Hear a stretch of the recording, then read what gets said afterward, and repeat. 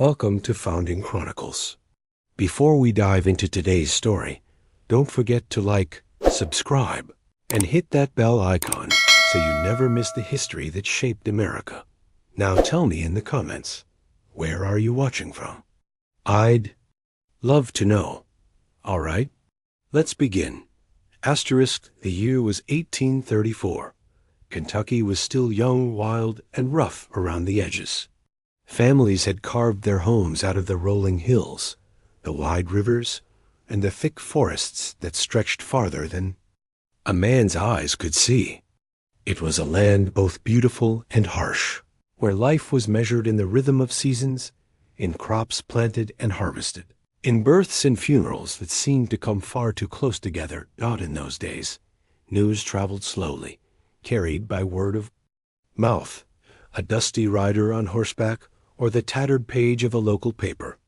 And when strange events took place, they spread like wildfire in the small towns and farm communities of Kentucky. Folks whispered about them at the general store, told them over the dinner table, and repeated them around the fire at night. One such story began that autumn, a tale so unusual that people remembered it for generations, though no one could ever quite explain it. It was the story of the twins. The McAllister family lived on the edge of a small Kentucky settlement, not far from the banks of the Green River. William McAllister was a farmer like his father before him.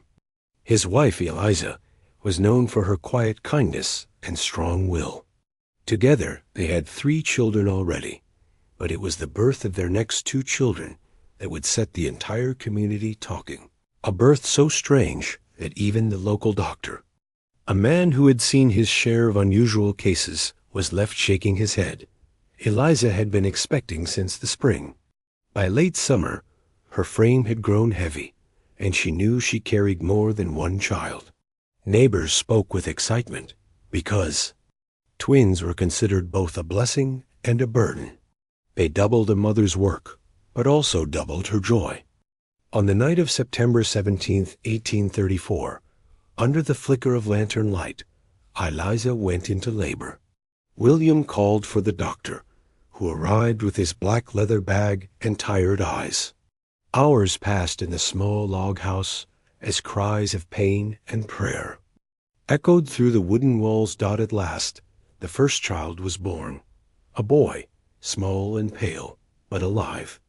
Only minutes later, the second child followed, a girl this time, and at first, all seemed well. But as the doctor leaned close, his hands trembling, he realized something was terribly unusual about these twins. They were joined, not in the way of the famous Siamese twins, later known to the world, where bodies were bound together by skin or bone. No, these children were separate in flesh.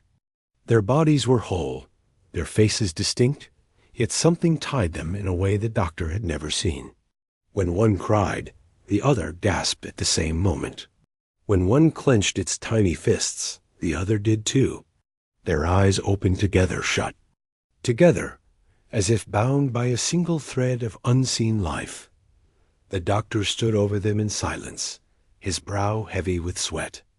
Eliza, exhausted and weak, asked if her babies were healthy. William's hands shook as he cradled the little ones. The doctor answered carefully, saying, "They are alive. But I cannot say they are like any I've seen before." From that night forward, the twins became the center of curiosity and fear. Neighbors came to see them, to peer into the wooden cradle where the boy and girl lay side by side. At first, people marveled. Some whispered it was a sign from God, a wonder, perhaps even a miracle. But as days turned to weeks, the mystery deepened. Twins did not act like other babies. When one fell asleep, the other slept as well, no matter how hard someone tried to wake it. When one grew hungry, both mouths cried out at the same time. A pinch on the boy's arm would bring tears to the girl's eyes. It was as if they were not 2 lives at all, but one life split into 2 bodies. Word spread beyond the settlement. People rode for miles to catch a glimpse. The McAllisters grew uneasy with the attention. but they could not hide what was plain for all to see. Local ministers came, some declaring the twins a sign of God's mysterious power, others whispering warnings of dark omens. Old women shook their heads and muttered that such things should not be, that nature had made a mistake. Yet Eliza loved her children with a fierce tenderness. She rocked them in her arms, sang soft hymns into their ears, and prayed that they might grow strong. William, too, though shaken, swore he would raise them as he did his other children, no matter what others said.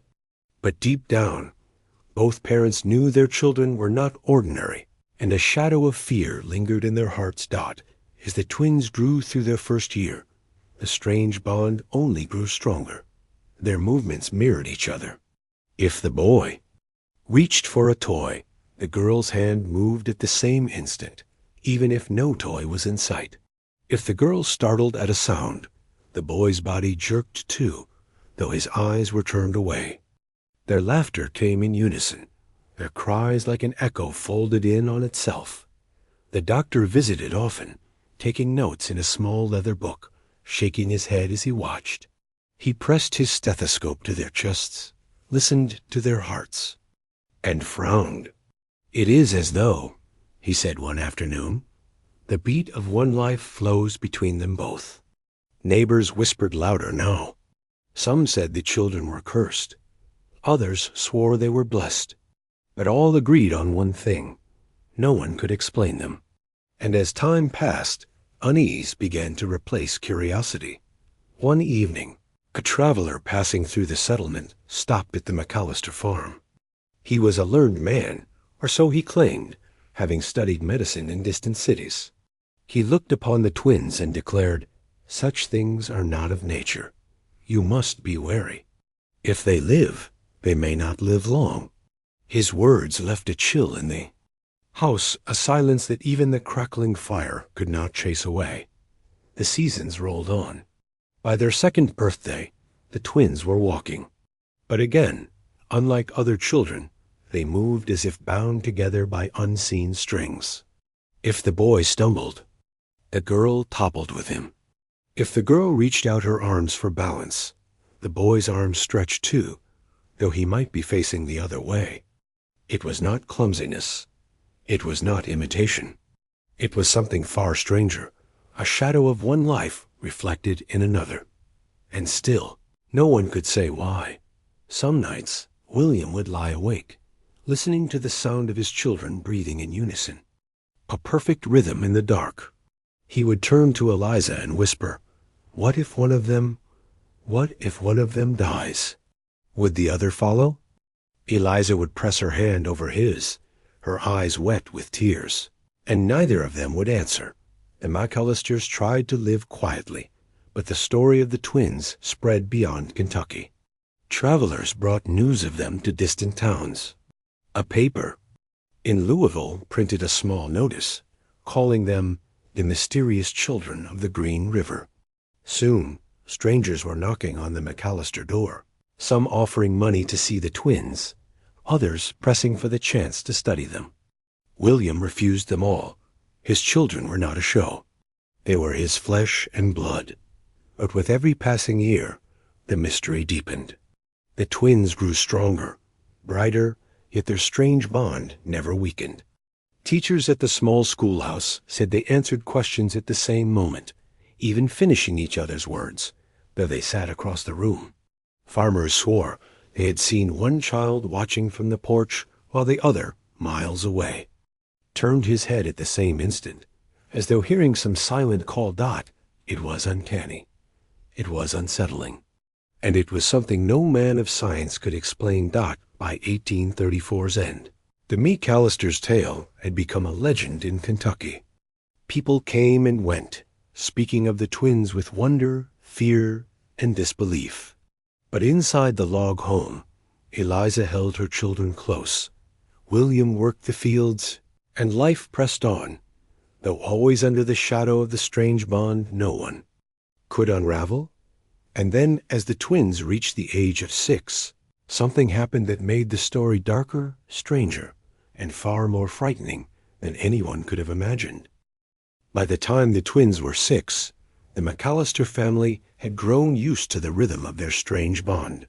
What once shocked the neighbors now became a kind of uneasy silence in the town. People no longer came by the dozens to peer at the children. But when their names were spoken, voices still dropped to a whisper, as if saying too much about them might stir something best left alone. Yet, inside the McAllister home, the unease never truly left. Every day revealed something new, something that reminded William and Eliza that their children were unlike any others who had walked this earth.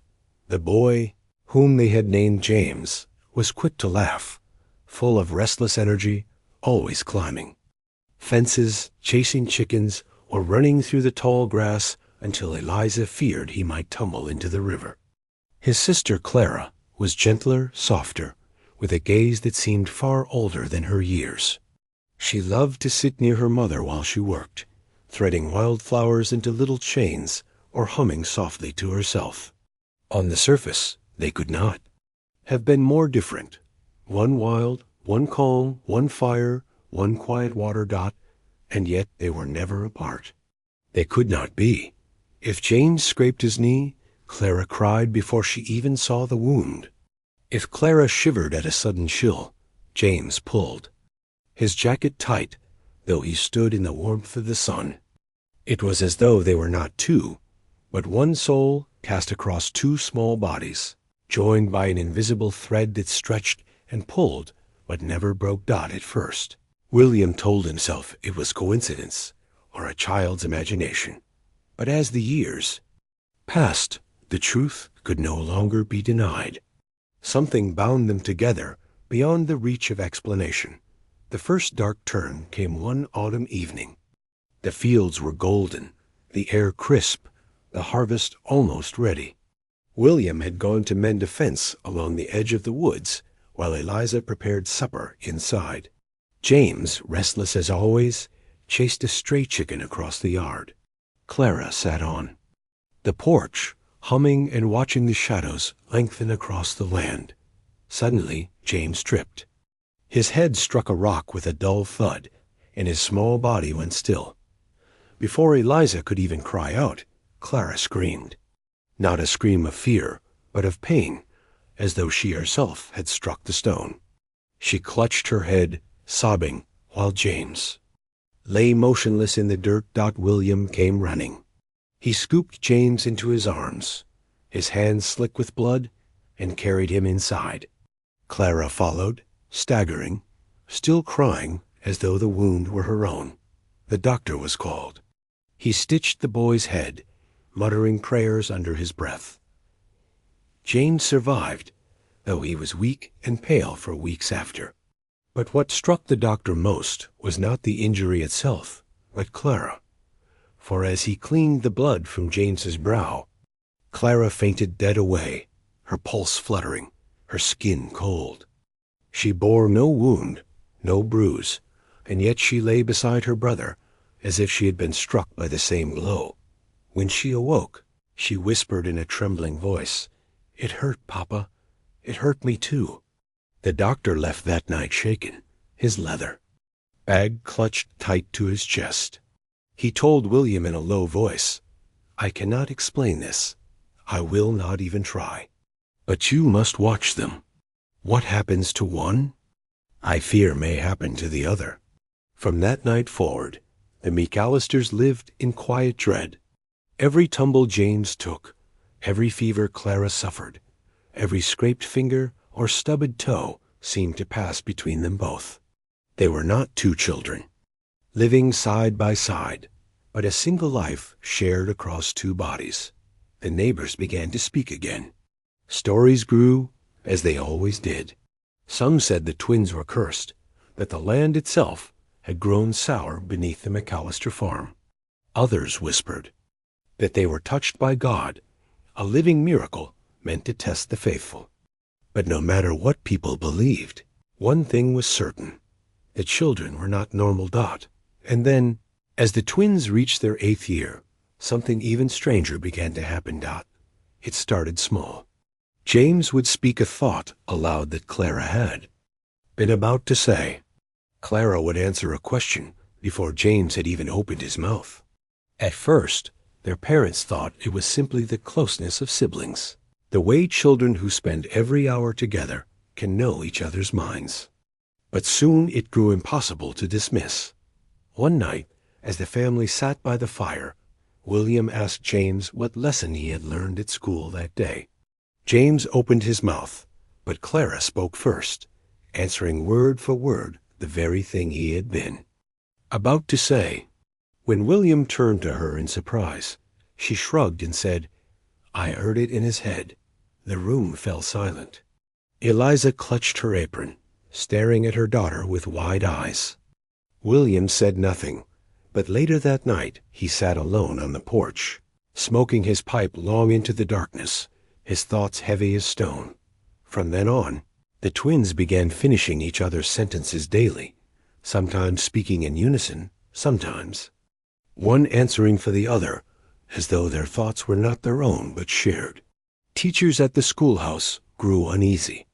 "They know the answers without raising their hands," one teacher whispered to Eliza. "It is not natural." The other children avoided them. Some mocked them, calling them witch children. Others simply grew quiet when they entered the room. Though James laughed it off, Clara felt the sting of it deeply. She began to withdraw, her eyes always drifting toward her brother, as though he were the only one who understood, and perhaps he was. The strangest event of all came during a winter storm.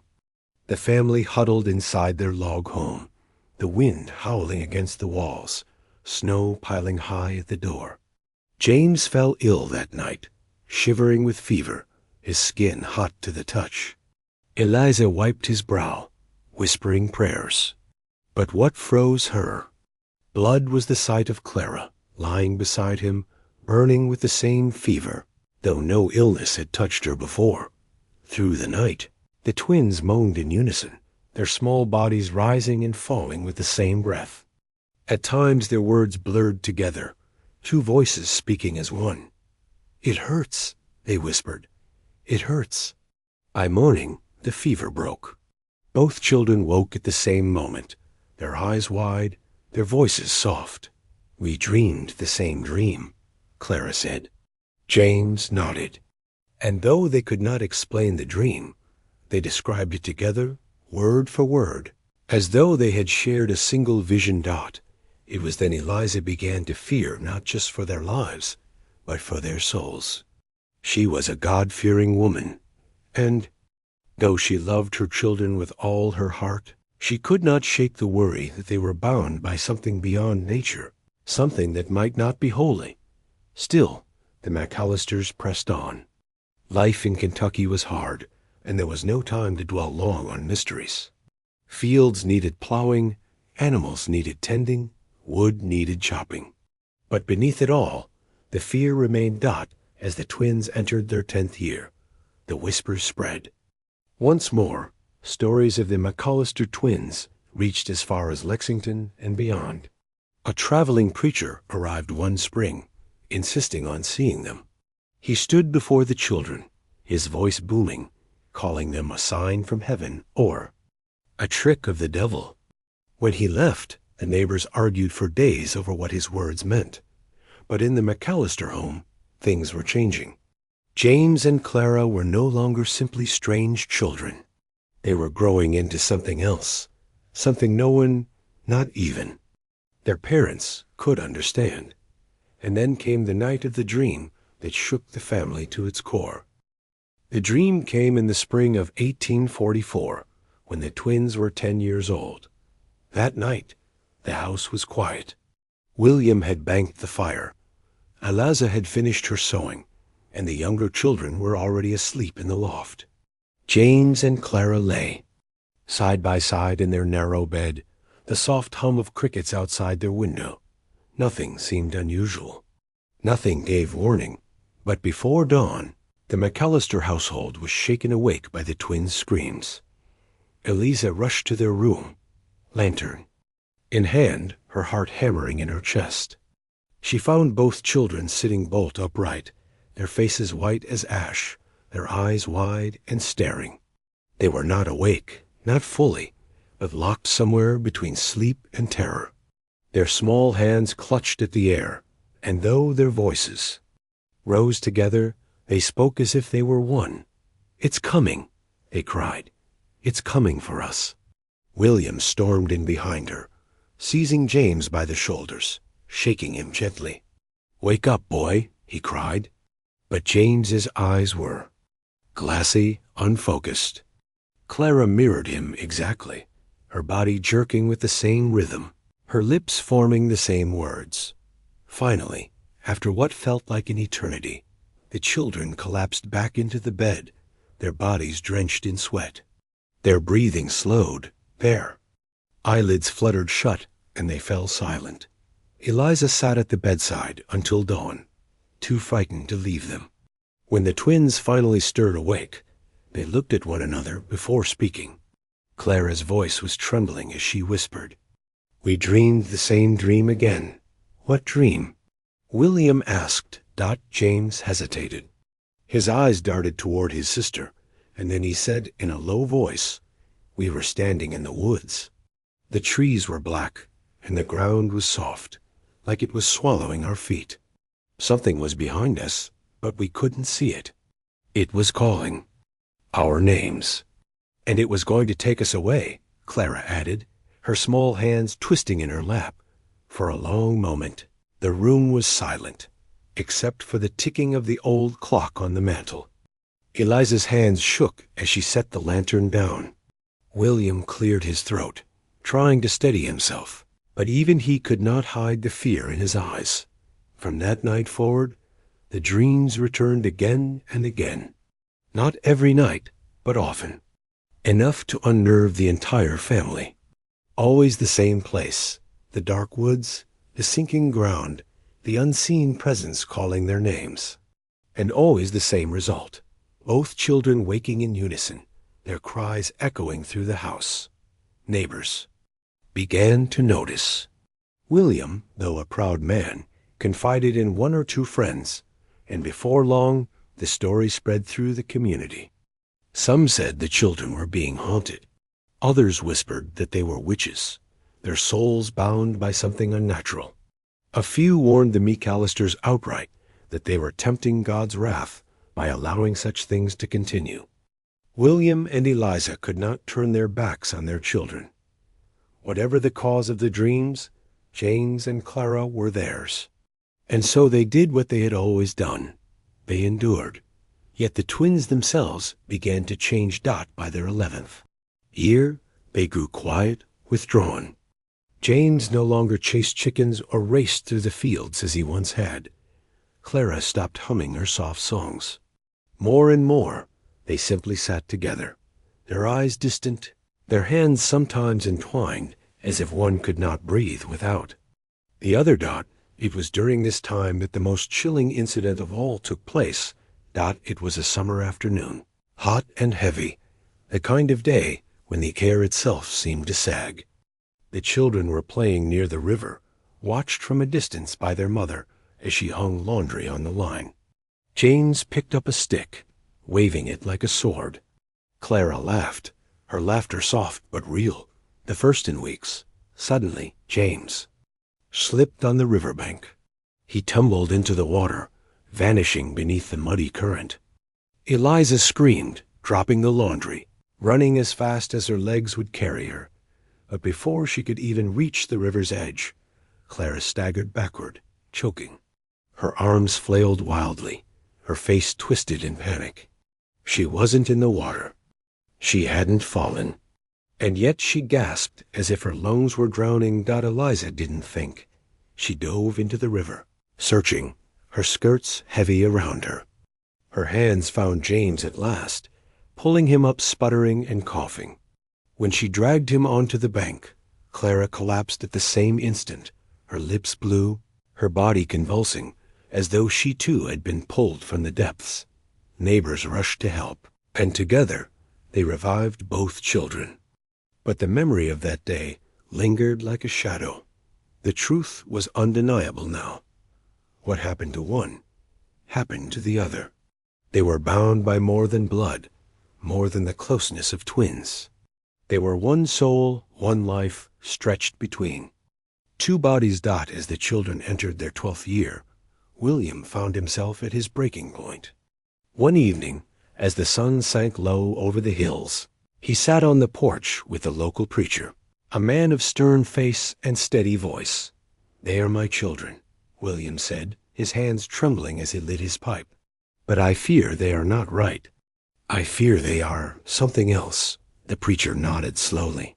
"The Lord works in mysteries, William. Sometimes his works are wonders. Sometimes they are warnings. And how am I to know the difference?" William asked, his voice cracking. The preacher leaned forward, his voice low. "By their fruits shall thou know them. Watch them. See what they bring into this world. Then you will know whether it is God or the devil who has marked them." It was advice that brought no peace. By their 13th year, the twins were no longer simply children who baffled their parents. They had become a legend whispered in nearby towns. Travelers came, hoping to see them. Doctors asked to study them. William turned them all away. His children were not curiosities, not subjects for experiments. But each refusal only fueled the whispers. And still, the dreams continued. Then came the night when the dreams turned into something more than dreams. It was late autumn, the air cold, the trees bare. William awoke to the sound of footsteps on the porch. Thinking it was an intruder, he took his rifle and stepped outside. But what he found froze him to the marrow. James and Clara were standing there in their nightclothes, their bare feet pale. In the moonlight, their eyes were open, but they were not awake. They moved together, step by step, their hands outstretched as though following some unseen guide. They walked toward the edge of the woods, the same woods from their dream. "Eliza!" William shouted, his voice breaking. He ran to them, seizing their arms, shaking them hard. Their eyes blinked, their bodies shuddered, and suddenly they gasped as if waking from a deep sleep. "Papa," Clara whispered, her teeth chattering. It was calling us again. That night marked the beginning of the worst period the McAllisters had ever known. For now, the dreams were no longer confined to sleep. The children began to wander, as if drawn toward something unseen, always toward the woods. William and Eliza took turns staying awake, guarding them, terrified of what might happen if the twins ever reached those trees. And still, no one could explain them. No doctor, no preacher, no neighbor. The twins were a living mystery, one that unsettled every soul who heard their story. But the darkest chapter was yet to come, for in their 14th year, one of the twins would fall gravely ill. And the question that had haunted William and Eliza since the night of their birth, what happens if one dies, would finally be answered. The year was 1848, and the McAllister twins had just turned 14. By then, the story of James and Clara was known far beyond the hills of Kentucky. Their strange bond had become a legend told in whispers, a tale carried from traveler to traveler, from town to town. Some called them a miracle. Some called them cursed. But those who lived close enough to see them with their own eyes knew one truth. They were unlike any other children born to this earth. The wandering dreams had grown worse. Some nights, William would wake to the creak of floorboards and find his children already halfway to the edge of the woods, their pale faces lit by moonlight, their bare feet leaving prints in the dew. No matter how tightly they locked the doors, no matter how closely Eliza held them as she slept, the twins found ways to drift toward that dark line of trees. They said something was waiting there, something that knew their names. But then, in late autumn, their story turned. Clara fell ill. It began with a fever. At first, Eliza thought it was nothing more than the chill of the season, the kind of sickness children often caught when the air grew sharp and the fires burned low. But within days, Clara grew pale and weak, her voice no stronger than a whisper, her breath shallow as if each one cost her dearly. And with every shiver of her body, James faltered too. Though he had no fever, his skin grew clammy. Though his lungs were clear, he gasped as though drowning. He tried to stay strong, to eat, to walk, but his strength ebbed away with hers. It was not the illness itself that dragged him down. It was Clara. Whatever touched her touched him. The doctor came. He brought his tonics, his powders, his prayers. He looked at Clara, then at James, and for the first time he confessed aloud what everyone feared. "I cannot treat one without treating the other," he said. "They are bound together in ways no medicine can reach." Eliza stayed at Clara's bedside day and night, wiping her brow, singing softly, begging God to spare her. James refused to leave her side. He sat in a chair, his hand clasped tightly in hers, his eyes hollow from exhaustion. As the days dragged on, Clara slipped further away. Her skin turned the color of ash, her lips blue. She spoke less and less, her words drifting into silence. James grew thinner, weaker, though his body bore no sign of sickness. He was simply unraveling with her. The family lived in a state of dread. William could barely bring himself to look at them. The question he had asked years before, what if one of them dies, now hung over the house like a storm cloud. No one dared speak it aloud, but it burned in every heart. On the 7th night of Clara's illness, a strange calm fell over the house. The fire burned low. The crickets outside were silent. Eliza sat by the bed, her hand on Clara's, her lips moving in prayer. James dozed in the chair, his head leaning against his sister's arm. Then Clara stirred. Her eyes fluttered open, clear for the first time in days. She turned her head slowly toward her brother. "James," she whispered. He jerked awake, leaning close. "I'm here," he said, his voice breaking. Clara's lips trembled into the faintest smile. "Don't be afraid. We'll go together." Eliza's heart stopped. She leaned forward, tears streaming down her face. "No, no, child. Don't speak that way. You'll be well again, you'll see." But Clara only looked at her mother with a strange, peaceful gaze, then back at James. Her breath rattled.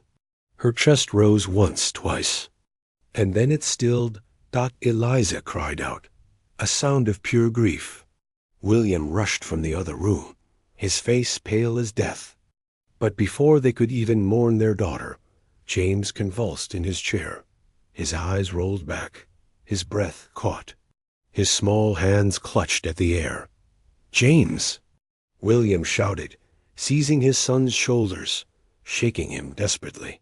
But it was no use. As Clara's body fell still, James's followed. Within moments, his chest stopped rising, his hand slackened in his sister's, and the room fell into a silence that seemed to stretch into eternity.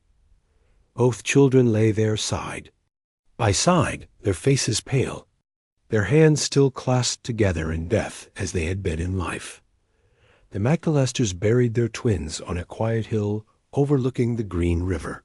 The graves were dug close, so that the children rested side by side, just as they had been since the hour of their birth. The entire community came, though few spoke. Some wept. Some stood in silence. A few whispered that it was better this way, that neither child could ever have lived without the other. After the funeral, the preacher said words that echoed in every heart. They were two, and yet they were one. God alone knows why. The story of James and Clara McAllister spread far and wide after their deaths. Newspapers carried brief notices, though none could agree on what had truly bound the twins together. Doctors speculated, philosophers debated, and preachers preached. But no explanation ever satisfied the mystery. Years passed. The McAllister farm grew quiet. Eliza aged quickly, her grief heavy as stone. William worked the land until his back bent, though his spirit never healed. And yet, through all the sorrow, the memory of those children lingered. Folks told their story for generations, passing it down like a warning, like a riddle, like a haunting. Some swore the twins were touched by God, a miracle sent to remind men of mysteries beyond their understanding. Others whispered they were cursed, marked by something darker, something that came from the shadowed woods that had called them night after night. But no matter what people believed, one truth remained. No science, no preacher, no neighbor could ever explain them. Two children, born whole, yet bound as one. Two lives, but a single thread of fate. And when that thread broke, it carried them both away. Even now, nearly 2 centuries later, the mystery of the McAllister twins lingers like a shadow in Kentucky's past, a story that no man has ever solved, and perhaps never will.